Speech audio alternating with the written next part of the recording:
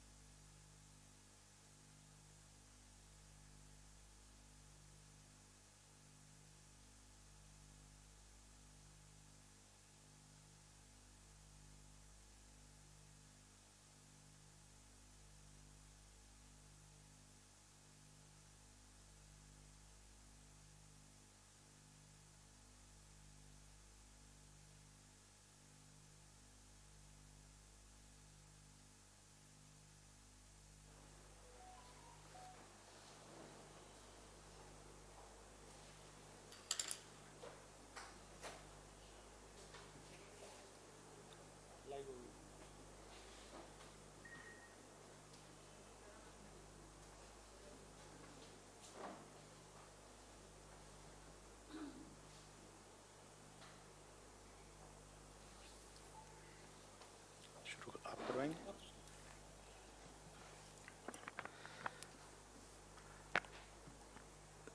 नमस्कार, आप सभी को मेरा क्रांतिकारी जय भीम।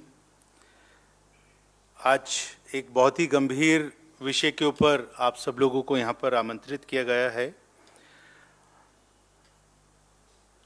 सबसे पहले तो मैं आपको जानकारी देना चाहता हूँ कि उत्तर प्रदेश में जो लखीमपुर खीरी है, उसमें 2 बच्चियों के साथ में जो देश की बेटियां थीं, उनके साथ में सामूहिक बलात्कार हुआ, उनकी हत्या की गई। भारतीय राष्ट्रीय कांग्रेस इसकी कड़ी निंदा करती है और इस कठिन समय में उनके परिवार के साथ भी खड़े हैं। सबसे पहले मैं अपनी बात शुरू करूं उससे पहले मैं चाहूँगा कि उन दोनों बच्चियों का आज दाह संस्कार है, तो मैं भारतीय राष्ट्रीय कांग्रेस की तरफ से अपनी श्रद्धांजलि देता हूं। ऐसा किसी और परिवार के साथ ना हो, किसी और बच्ची के साथ में ना हो, इसके लिए भी हम उम्मीद करते हैं कि नरेंद्र मोदी की सरकार और उत्तर प्रदेश के अंदर योगी की सरकार इसके ऊपर विचार करेगी, कड़ी कार्रवाई करेगी और सख्ती से उन बलात्कारियों के साथ में पेश आएगी जो पूरी तरीके से अपने आप को ऐसा महसूस करते हैं कि योगी की अगर सरकार है तो वहाँ पर हम लड़कियों के साथ में बलात्कार कर सकते हैं, अपहरण कर सकते हैं, दुराचार कर सकते हैं और उनको मार भी सकते हैं। हाल में ही राष्ट्रीय अपराध रिकॉर्ड ब्यूरो की रिपोर्ट के हिसाब से क्राइम इन इंडिया रिपोर्ट से पता चला कि 2021 में दलितों के खिलाफ अत्याचार अपराध के मामले जो हैं 50,291 मामले सामने आए, जिसमें पिछले साल की तुलना में ये जो वृद्धि हुई वो काफ़ी ज़्यादा है। अकेले उत्तर प्रदेश में दलितों के खिलाफ हुए अत्याचारों के सबसे अधिक मामले, जिनमें कुल अत्याचारों का 25.82% हिस्सा सिर्फ उत्तर प्रदेश का है। गंभीर विषय है कि उत्तर प्रदेश में महिलाओं के खिलाफ उत्पीड़न के मामले इतने सारे बढ़ रहे हैं और देखने को ये भी मिलता है कि बहुत सारे मामले जब कंप्लेंट्स की जाती हैं तो उसको दर्ज भी नहीं किया जाता। 2017 के बाद उत्तर प्रदेश में दलितों के खिलाफ कुल 61,057 अपराध किए गए। ठीक 2 साल पहले हाथरस में जो हुआ, उसके बावजूद उत्तर प्रदेश में SC ST that is POA अधिनियम को सख्ती से लागू करने की दिशा में कोई कार्रवाई नहीं की गई। हाथरस का सब आप लोगों को मालूम है कि उत्तर प्रदेश में किस तरीके से उस बच्ची के साथ में दुराचार हुआ, बलात्कार हुआ, उसको मार दिया गया और फिर सरकारी एजेंसियों के माध्यम से, उनकी मदद से रात के अंधेरे में पेट्रोल डाल के जला दिया गया। वहाँ पर देखने को ये भी मिला कि उत्तर प्रदेश का जो रवैया है, जो प्रशासन का रवैया है, सरकार का रवैया है, वो ऐसे अपराधियों के साथ में खड़े होते हैं जहाँ पर मदद करनी चाहिए दलित परिवारों की, जहाँ पे मदद करनी चाहिए उन बच्चियों की, प्रशासन और योगी की सरकार हमेशा अपराधियों के साथ में खड़ी रहती है। वहाँ पर एक जो बहुत ही जिम्मेदार पुलिस के अधिकारी थे, सीनियर ऑफिसर थे, उन्होंने यहाँ तक का बयान दिया कि उस बच्ची के साथ में कोई बलात्कार भी नहीं हुआ, जबकि बाद में जब पोस्टमार्टम रिपोर्ट आई तो उससे पता चला कि उसको मारा गया, उसके साथ बलात्कार भी किया गया और उसको पेट्रोल डाल के जलाया भी गया। तो ये बड़ा गंभीर विषय है, दुख का विषय है।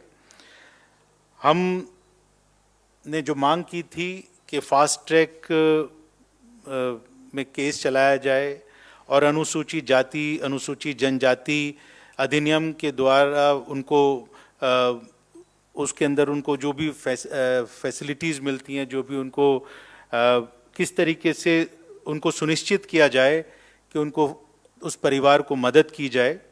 लेकिन देखने में ये मिल रहा है कि जो उत्तर प्रदेश की सरकार है वो इसको सांप्रदायिकता का रंग देना चाहती है। भारतीय जनता पार्टी के जो नेता हैं उनकी तरफ से इस तरीके के बयानबाजी आना, इस तरीके से समर्थन करना और लोगों का और उसको रंग देना सांप्रदायिकता का, ये भी एक बड़ा दुख का विषय है। हमारा ये मानना है कि लखीमपुर खीरी मामले को अलग थलग करके नहीं देखा जाना चाहिए।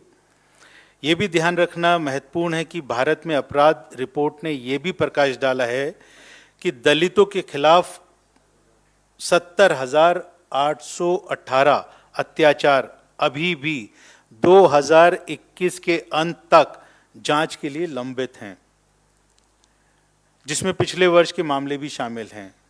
मतलब जहां पर सरकार में एक तरफ बड़ी बड़ी बातें की जाती हैं कि जो मोदी की सरकार है वो दलितों के उत्थान के लिए, उनके विकास के लिए, उनकी सुरक्षा के लिए कार्यक्रम बना रही है, उसके लिए काम कर रही है, लेकिन देखने को ये मिल रहा है कि 70,000 अत्याचार के मामले अभी पेंडिंग हैं, जिसके ऊपर कोई अभी तक कार्रवाई भी नहीं हुई। ये भी एक प्रश्न उठता है कि किस तरीके का इनकी सेंसिटिविटी है अत्याचारों को लेकर, महिलाओं के ऊपर और दलितों के ऊपर। हम पूछना चाहते हैं नरेंद्र मोदी की सरकार से कि अत्याचार रोकने और इन परिवारों को न्याय दिलाने के लिए क्या कर रही है। हम सभी जानते हैं कि भारतीय राष्ट्रीय स्वयंसेवक संघ है वो उसने पूरे देश में किस तरीके का नफरत का एक माहौल बनाया है, और इस लखीमपुर खीरी वाले मसले में भी वो उसको उनके लोग, उनके एजेंट्स, उनकी एजेंसीज, उनके अग्रिम संगठन किस तरीके से उसका रूप दे रहे हैं कि वो सांप्रदायिकता का किसी तरीके से उसको रंग दे दिया जाए। इतिहास कभी नहीं भूलेगा कि लखीमपुर खीरी में 2 नाबालिग दलित लड़कियां जिनका बलात्कार और हत्या कर पेड़ पर टांग दिया गया, आज उनका पार्थिव शरीर का अंतिम संस्कार किया जा रहा है। मैं ये भी बताना चाहता हूँ कि अंबेडकर जी जिन्होंने संविधान लिखा, उन्होंने हर वर्ग के लिए, महिलाओं के लिए ख़ास तौर पे उनके लिए कानून सुनिश्चित किए, लेकिन आज संविधान को जिस तरीके से कमज़ोर किया जा रहा है, हर रोज़ जिस तरीके से संविधान का एक एक पन्ना फाड़ा जा रहा है, जहाँ पर महिलाओं के अधिकार लिखे हैं, उनको उनकी सुरक्षा लिखी है, उस संविधान को जो कमज़ोर करने की काम किया जा रहा है, ये बड़ा चिंता का विषय है। नरेंद्र मोदी अपने आप को एक बहुत बड़ा आइकॉन बनाना चाहते हैं, दलितों का मसीहा बनकर।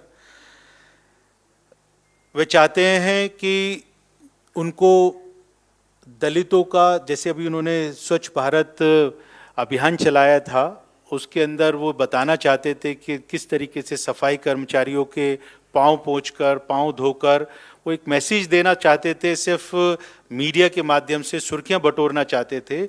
लेकिन अभी मैं बताना चाहूँगा कि अभी दिल्ली में अभी 2 नौजवानों की जो उसी समाज से संबंध रखते थे, सफाई कर्मचारी थे, गटर में उनको जाने से उनकी मौत हो गई और सरकार उसकी तरफ आंखें बंद करके बैठी है। तो इनकी करनी में और कथनी में फर्क है। मैं अंत में सिर्फ यही कहना चाहूँगा कि भारतीय राष्ट्रीय कांग्रेस उत्तर प्रदेश सरकार से लखीमपुर खीरी के में पीड़ितों के परिवार के लिए तुरंत न्याय की मांग करती है और नरेंद्र मोदी सरकार को भारत के अनुसूचित जाति और अनुसूचित जनजाति के अधिनियम को प्रभावी ढंग से लागू करने की मांग करती है। धन्यवाद। सिर्फ इसी मुद्दे पर जो भी क्वेश्चंस हैं आपके, उनका स्वागत है।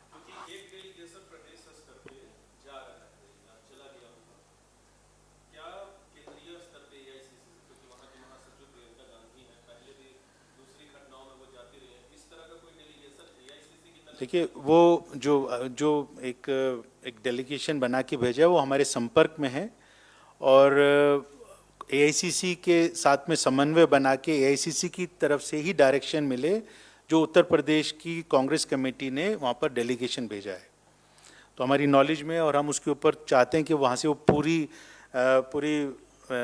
विस्तृत रिपोर्ट हमारे पास में आए ताकि उसके ऊपर आगे क्या कार्रवाई करनी है, किस तरीके से उसकी रूपरेखा बनानी है आगे के लिए, उसके ऊपर हम लोग काम कर सकें।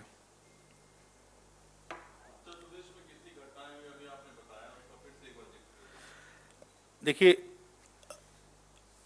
एनसीआरबी की जो क्राइम इन इंडिया रिपोर्ट है उससे पता चलता है कि 2021 में दलितों के खिलाफ जो अत्याचार अपराध हुए वो 50,291 केसेस सामने आए, जिसमें पिछले साल की तुलना में काफ़ी ज़्यादा इसमें वृद्धि हुई है।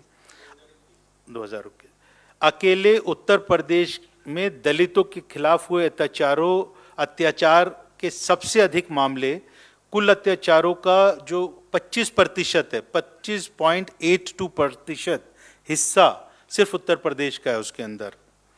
दूसरा, 2017 के बाद उत्तर प्रदेश में दलितों के खिलाफ 61,057 अपराध किए गए। ये भी एक आंकड़ा है। और दूसरा, मैं आपको बताना चाहता हूं कि भारत में अपराध रिपोर्ट ने यह भी प्रकाश डाला कि दलितों के खिलाफ 70,818 अत्याचार के मामले अभी भी लंबित हैं, उनके पेंडिंग है, उन पे कोई कार्रवाई भी नहीं हुई है।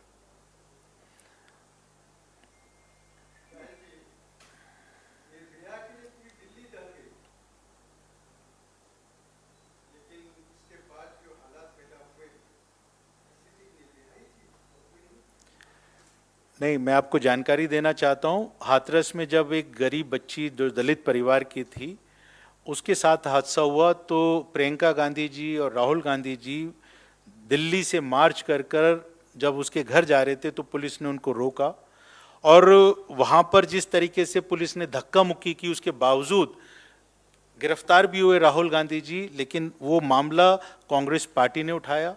वो पूरे देश भर के अंदर कांग्रेस के सभी संगठनों ने, सभी अग्रणी संगठनों ने उसके खिलाफ प्रदर्शन किया, तब जाके वहाँ पर उस बात को माना गया उत्तर प्रदेश की सरकार ने कि हाथरस में उस बच्ची के साथ में बलात्कार हुआ।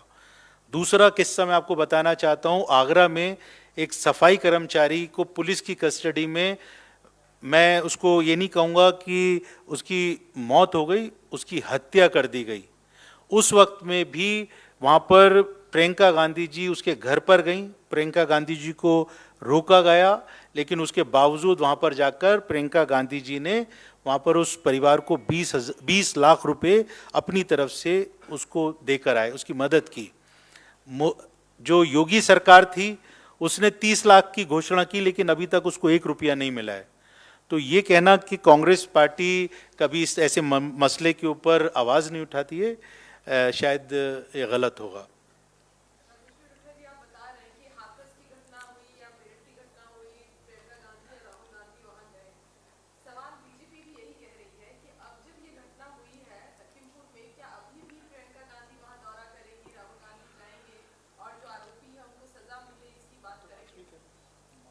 जी देखिए, पहला सोशल मीडिया पे चेक कीजिए, राहुल गांधी जी ने उस पर ट्वीट किया, उन्होंने उसको चिंता का विषय बताया और उसी डायरेक्शन को मानते हुए, जैसा अभी हमारे एक और पत्रकार साथी ने पूछा कि जो डेलीगेशन गया है वो उसी बात को आगे बढ़ाने के लिए कि राहुल गांधी जी का कंसर्न है। प्रियंका जी अभी देश में नहीं है, और जो राहुल गांधी जी ने कहा, आपने शायद उसको पढ़ा होगा, मैं रिपीट कर सकता हूँ। लखीमपुर में दिन दहाड़े 2 नाबालिग दलित बहनों के अपहरण के बाद उनकी हत्या बेहद विचलित करने वाली घटना है।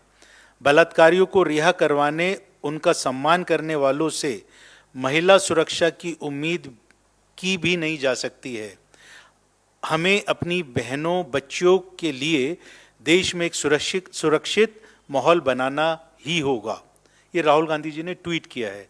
और ये जो लोग बेटी पढ़ाओ बेटी बचाओ की जो बात करते हैं, जो महिला सुरक्षा की बात करते हैं, वहाँ पर ये लोग बिल्किस बानो के आरोपियों को, बलात्कार के आरोपियों को स्वागत करते हैं, मिठाइयाँ बांटते हैं, और भारतीय जनता पार्टी के लोग उनको समर्थन करते हैं। तो ये समझ में आ सकता है कि किस तरीके से इन लोगों की मानसिकता है। प्रियंका गांधी जी ने भी इसके ऊपर ट्वीट किया है। तो ये राहुल गांधी जी अभी भारत जोड़ो यात्रा में पूरे देश के अंदर 3500 किलोमीटर 14 प्रदेशों के अंदर लोगों से जनसंपर्क करने के लिए निकले हैं।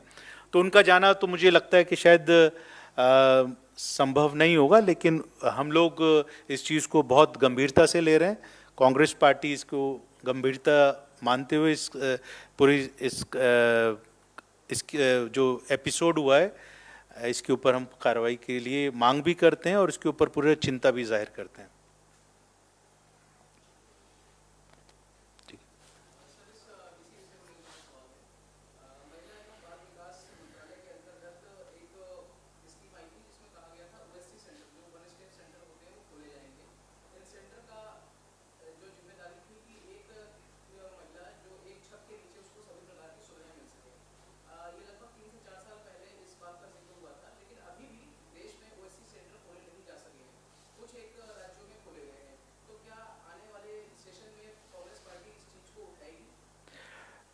कांग्रेस पार्टी, देखिए, इस तरीके के मसले में फिर बता देता हूँ, ये इन लोगों का जो भारतीय जनता पार्टी है, लोगों को अपनी तरफ आकर्षित करने के लिए, उनको गुमराह करने के लिए, उनके जज्बातों के साथ में खेलने के लिए इस तरीके की घोषणाएं अक्सर किया करती है। 15 लाख अकाउंट में जाएंगे, ऐसी घोषणा उन्होंने पहले भी की थी। 2 करोड़ रोजगार प्रति वर्ष नौजवानों को मिलेंगे, ऐसी भी घोषणा की थी। तो उसी तरीके से मैं मानता हूं कि जो अभी जैसे आप बता रहे हैं कि उन्होंने ऐसी घोषणा की और उसके ऊपर कोई कार्रवाई नहीं हुई, तो उसके ऊपर हम तो मांग करते ही हैं, हम मांग करेंगे। जाहिर सी बात है, जहाँ पर गरीबों का हित की बात होगी, दलितों के हित की, शोषितों के हित की बात होगी, उसके लिए कांग्रेस हमेशा आवाज़ उठाती रहेगी। थैंक यू, धन्यवाद।